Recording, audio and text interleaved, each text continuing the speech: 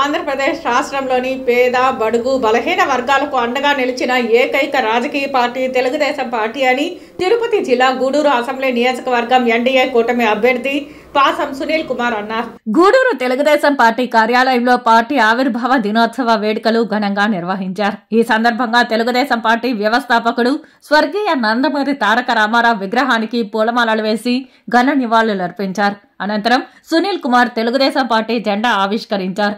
ఈ సందర్భంగా సునీల్ కుమార్ మాట్లాడుతూ తెలుగుదేశం పార్టీ రావడం ద్వారా చదువుకున్న మాలాంటి ఎటువంటి రాజకీయ నేపథ్యం లేని వారికి రాజకీయాల్లో కొనసాగేందుకు అవకాశం కలిగిందని పేర్కొన్నారు.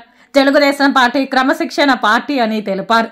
తెలుగుదేశం పార్టీ ఆవిర్భావంతో రాష్ట్రంలో అనేక సంక్షేమ పథకాలకు మార్గం ఏర్పడిందని, అందుకు ఎన్టీఆర్ ఎంతో శ్రమించారని, ప్రస్తుత చంద్రబాబు నాయుడు నేపథ్యంలో ఆయన ఆశయాలను కొనసాగిస్తూ ముందుకు సాగుతున్నామని తెలిపారు.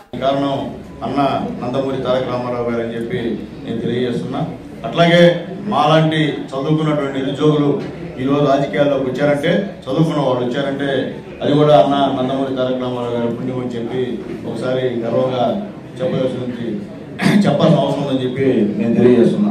అట్లాగే ఆ మహానుభావుడు ఉన్నప్పుడు ఈ రాష్ట్రం ఏ విధంగా ఉండింది, పేద ప్రజల కోసం ఎన్నో సంక్షేమ కార్యక్రమాలు ఏర్పాటు చేసినటువంటి భగవంతుడు దేవుడు నందమూరి తారక రామారావు గారు.